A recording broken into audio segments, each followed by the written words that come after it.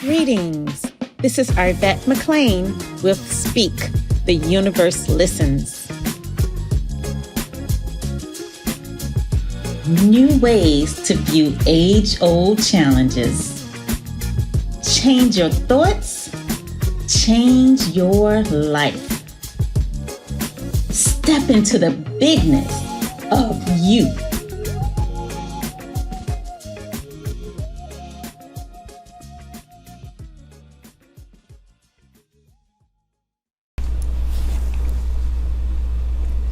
Greetings and welcome to today's episode of Speak, the Universe Listens. And today's topic is breaking the cycle of need. And I have Teron joining me. Hey. Rodney. Hey. And Steven. Hey. So breaking the cycle of need. Let Steven open this topic. So I was thinking about this for a while, how sometimes, and just thinking off of my experience as to where you can be in a situation and you're dealing with someone and they are very needy. And when I say they're needy, it's more of they are dependent on you because they know that you will be there for them. And sometimes it gets to a point as to where they don't see that what they need from you, they already have it within themselves. But since you're always there, they always, depend on you. So I had to think about that for my life because I was in that particular situation for myself that I was so needy on others to help me because I was in a space of like, well, how am I gonna get to this job? I can't get there because I need a ride. You got the car, take me to work, or I don't have no money. Or it's just so much that I needed that I was beyond capable of getting it myself, but I just didn't realize that. And so I think that sometimes we fall back and allow people to see their true power. Like, hey, you got it. You know what I'm saying? That they will really blossom and level themselves up. Yeah, I like this topic because I can also think of points in my life where I've been on both sides, the person who is constantly just taking and never really looking to create myself, and I've also been the person constantly giving, never allowing the person to create for themselves. And I think those words are exactly it. I think the minute that you continue to take and the minute you take and you have the capability of creating yourself, you're doing yourself a disservice and you're doing the person who you're taking from a disservice because nobody feels good in that situation. You probably take, like, I know for me, every time I was taken in that situation, I always felt things like shame afterwards, like doubt afterwards, like lack of worthiness afterwards. And I think it's all because I knew in reality I didn't need this person to provide that for me. It was just easier and more convenient for them to do that. Like what, for example? Like, okay, so I don't want to use a ride situation since you just use that, but okay. So I would never forget when I was in high school, I was already working, so I had like money in my pocket, right. But I would continue to I would just ask my parents for money, and while there's nothing wrong with it, at the same time, it wasn't a good feeling for either of us. Like, they didn't mind giving me money, but at the same time, I was like, oh, man, you're doing so much greatness, right now, just use your own money. Is what they could have said. I don't know, probably a bad example, but it's just the one I could think of off the top of my head. Just, a moment where I just kept taking and I knew I could have provided for myself, and I just chose not to because you're here, so why would I spend my own money was my thought process then. When in reality is now I kind of think about it. Actually, now I think about money in the way that and giving and spending from a story that you once told about somebody once often giving and never receiving, and so as a result, the end of their life they had to do nothing but receive. I felt like that was me on the inverse. I felt like I was constantly giving to certain people and then constantly taking from certain people, and then I was put in a position where I had to stop and like create for myself. I think a lot of times we look for so much stuff outside of us for the things we want. When we really are connected to everything, we connected to the universe, and we have the ability to create anything we want. And so I think a lot of times we get in the way of our creativity and block that creativity by, well, now this can't happen unless this line up like this, and like it just leaves so much. It doesn't leave any room for possibilities of things happening, because we're looking for this got to line up for this to work, or they got to do this for this to happen. Like all these things outside of us, when everything we need is inside, and we already have it. Sure. I think I had a situation, family-wise, and I love my family, love them to death. Yeah, tell us that. love them to death, you know. But I think that it's like I want them to be great, but then I want them to see their greatness. But in me saying that, though, I realized that it's not about what I want, it's about what they want. And so I had to understand that they had to want it for themselves, you know. And it's more like they can do anything that they want to do, but it's a lot much easier and convenient when somebody else is able to help them. But when they're helping them, it's like, is it really help if you continuously asking for the exact same thing? So it's like a continuous cycle. So I realized, I was like, dang, I'm not really helping you. So now I got to become the bad guy. You know, now I have to sort of sit back and analyze, like, okay, if I've been giving you the same thing and it has not put you in a better position, because if it did, you wouldn't continuously ask for the same thing, then what am I doing to help you? So when I cut that off, then it was like, oh. And then I recognized they was mad, they was upset for a while, but they started doing everything for themselves. So it was like, it was something that I think a lot of individuals don't really recognize, like what Rodney said, that you're beyond able to do it yourself, you know. And not saying there's nothing wrong with help. Everybody can use help. I think at a time in my life when I feel like people needed me was also the time in my life where I wanted to be needed.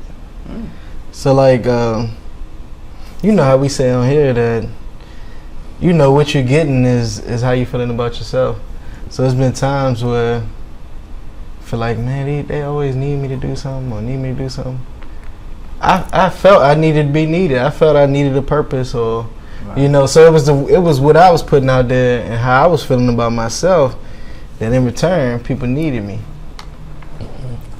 I have to piggyback on that, because I had a similar situation where I always felt like, dang, people need me for everything.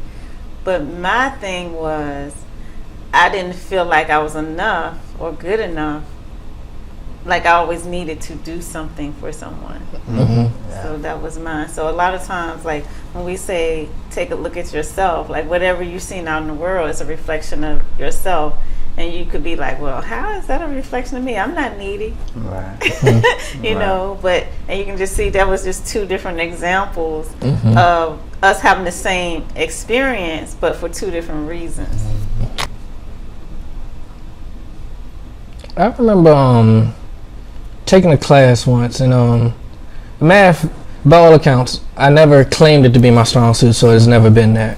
I've always, and I should probably stop doing that, but I've always spoke about math in a negative light, and so it's always been a challenge for me. And I remember dating someone, and I also convinced the whole school I was going to be a teacher, so everybody was also okay with like the idea of, hey, Teron just doesn't need that much math. So I remember like I used to like struggle on like math tests or whatever, maybe get like a D on the test or whatever, and the teacher would like legit give me the test back and then say, hey, go sit down with your girlfriend and go over her test and then bring it back and we'll regrade it. What was actually happening though was every time I would go sit with her, I was literally just copying, like in high school, I'm just copying it and then turning it back in. And I remember when that wasn't available anymore, it was like, well, what do I do now? Like I don't know any of this stuff, but I did know all the stuff. Like it was way more convenient for me to pretend like I didn't know, or tell myself that I didn't know how to accomplish these things, when in reality I had it all already. And I sat in those same classes that she sat in the extra classes, and also had her help. So it was like I had more than enough of the knowledge, but in my mind I was like, nah, just not for me. So I think that is definitely one where I didn't want to break that cycle when it broke, but it was definitely one that was beneficial when it broke for me. And now, actually, the few next years actually changed my outlook on math. I started to stop saying math, I wasn't good at math, and I started finding different like math situations and circumstances and problems that I did excel in. I was like, all right, well, let's focus here. And so I started taking classes that I felt more aligned with, well, what do I really want to use math for? It's like, all right, math, I don't like math because I don't like pre-calculus, but I do like personal finance. So let's take a personal finance class. Same thing, still numbers, still math. And that's kind of how I broke that cycle.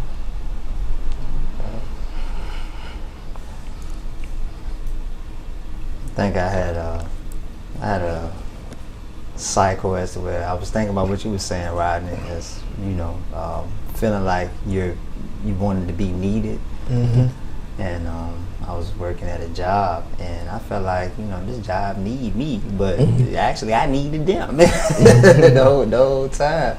But at that time, I didn't even understand like in the space I was in. I was breaking away from home, like about 19ish, 20ish or so.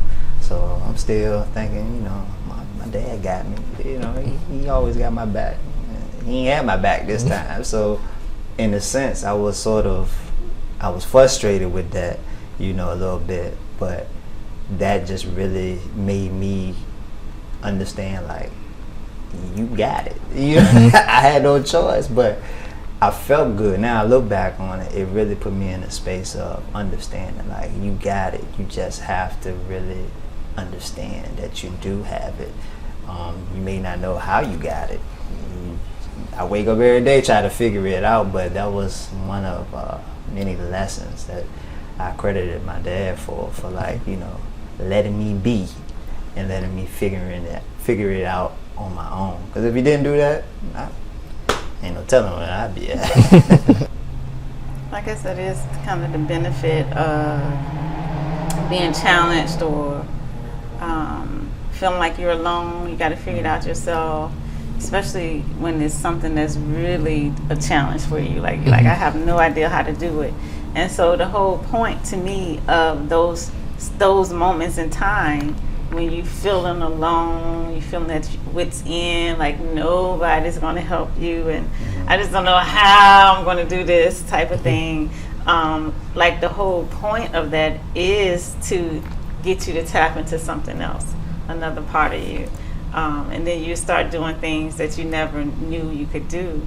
And a lot of times we think it's just happenstance, but really it's really you connecting to something that's more than just the physical part, and becoming aware of that. And for whatever reason, I have not been needy in my life. I always feel like, I can do anything. And like I always say, I was never a child. Like I don't remember ever being a child, like ever. I was always grown. I was always a grown woman. So like I don't remember ever needing anything or even accepting help or anything like that from other people. But one thing that I always like, one of my kids sent me this message the other day. It kind of hurt my feelings a little bit, because he was like, "Why didn't you ever tell me about a certain thing?" And I was like, "Well, definitely you do you. But I would have never thought about telling you that because because it was like some program that he could be a partner with, that they would help him get money, Okay. And I was like, I would have never thought to do that because I always did it myself. Like, I don't believe in being partners. I don't want your help. Yeah, I was like that, yeah. So I've always been in that space or whatever of, feeling like do it myself. And so my kid was like, he was like, yeah, I really appreciate that you never made my life easy or something. And I was just like, what? Like, I thought I was making your life easy. Now, I definitely believe in standing on your own 2 feet. I always knew you had it in you to do whatever. But I would think that I made your life a little easier. So yeah, like I guess I know that was rambling. So basically, I'm saying like we don't know what we're capable of a lot of times until sometimes we're thrust into it. And once you're thrust into it, as my mom would always say, where there's a will, there's a way. So we might not know the way, but if there's a will, you're gonna figure it out. So have anybody had like somebody, well, I think you already gave an example, but have you guys had somebody as to where like what Ahmed said, if there's a will, there's a way. You have to sort of show them or guide them, and it's sort of like where you came from. You see what I'm saying? Okay, let's see. Reframe that. Well, So basically, have you had anybody in your life, a friend or something like that, as to where you found your way, but they haven't found theirs yet, and you sort of trying to help them get there along the lines of what we're talking about? Yeah, I think of my younger brother LJ actually. It's the world is always changing, and so my stance has always been just follow what you really want to do. And I understand that also sounds so grand when you first say it, but also I know, like, I watch them like try and figure out like, all right, do I want to do this or do I want to do that, or do I like take help from here, or do I take help from there? And I'm like, just do what your heart feels is the only advice I ever give him. It's just like, there's no wrong, like I tell him all the time, there's no such thing as a wrong decision. So no matter what you do, it's the right thing. So just decide to do it and then do it fully is all I've ever given him in terms of trying to help him on his path of breaking a cycle of, I guess having that security, It's like I'm here, but at the same time, that you have it. Like, you've thrown a festival on your own. Like, you can do it. You don't need my help to do these things. You've literally done it all already. So just continue to be you. Awesome. I think I helped, I did guide my brother up it. I did, my youngest brother. I remember it was like we went through the exact same thing, just at different times. And I remember he was sort of lost, thrown out there, and it's so easy to ask mom, or me for help. But now it's like, he was at a point as to where now he had to figure it out. But I had to sort of give him the same thing my dad taught me, and give him some tools as to where it's like, you not really by yourself, but when you feel lonely, that's like your strongest to me, one of your strong moments in life, as to where it's like you start to figure out more about yourself, and you realize how much you do got it, because you in the space of it's just you. So now what are you gonna do? So and he figured things out. He actually did. He figured things out. So that's one case scenario I can think of. All right, so it sounds like in this conversation, it was like we were talking about two different things. So on the one hand, we're talking about if if you are in need and you typically are a needy type of person, how to stop feeling so needy. And then we're also saying if someone is focusing their need, somebody is needy and they're needing us and they're pulling on our energy, how to stop that. Correct. All right, so I know we say if you are in need, a great thing to do is just to realize that you are more capable than what you think you are. And that when you get pushed out there, you're gonna fly. That it's more to us. You're already enough. You're already it. You're it now, and even though you don't realize it, you really are. And so, basically, jump. Yeah, that's it. Sum that up, jump. Basically, jump. And then on the other end of the spectrum is if someone's pulling on our energy, like if someone's needing us, then we want to. That's the part that we really have to talk about, correct? Yes. And I think if somebody is really needing us and pulling from us, there's two things that we should definitely do immediately. One, first acknowledge that they are able to create and be whatever they want to be. And I think in acknowledging that, you're able to figure out, am I helping because I want to help, or am I helping because it just feels like I'm supposed to?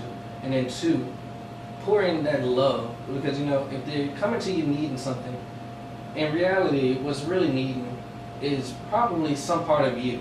So if you pour more love into yourself, then in return it kind of like pushes out, and maybe they don't need as much, or maybe they don't need as much, or maybe you don't hear it as a need anymore. You hear it as something different now. And I think that's my stance, honestly.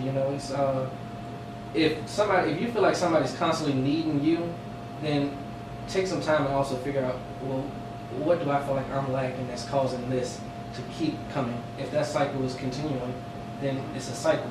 Like there's some part of this that is also in you that is forming this to happen on the outside of you. I like what you said too, Teron, when you said not like either do you feel guilty, like you obligated to help, or are you coming from a space of you really, really want to help? And it's sometimes I think some people can get stuck in feeling obligated instead of coming from a space of love and just doing it because that's what you really feel like is right for you to do. When you feel obligated, then you're not really. It's not pure, it's not love. And obligation can be love for sure, but you're mucking up your vibration in that. And I think when you're labeling someone as needy, you're judging them. And so the whole point of us being our higher selves is to remember to just love them. Like whenever you're thinking that somebody's you're judging them because they need it, they can do better, they can do it themselves. I don't know why they keep, first of all, you're bringing your own vibration down in that, which you're in a place of judgment, and that's not doing anything to help the situation. And so instead of judging, looking out and looking at them as wrong, they can feel that. People know when you think they're wrong, they're not doing it good enough, they're not doing it right. And so you're actually adding to them feeling like I need you, because now you've just basically told them, you ain't good enough or whatever. So instead of coming from that space, really coming from a space of love and just loving them, knowing that they are divine beings, knowing that they do have the power to make a change. And in us knowing that, and radiating that out, they're going to pick up on that. And so, like one of the best compliments that I love receiving is when people tell me that they're just like, you're so non-judgmental. Like I feel like I can be myself with you. I don't have to pretend. You don't judge me.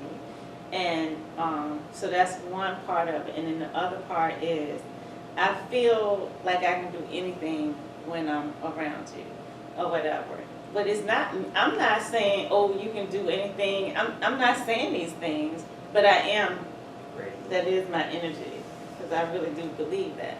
And I am seeing them as divine beings that really can do anything. I tell you before, I love your energy. I always say, I love your energy. But you got a point there, though. Like, people can really pick up on that energy, you being judgmental. And I'm guilty of it. I sit back and now that I think about what you just said, put myself in the space of judging somebody, not really knowing that I'm judging them because, you need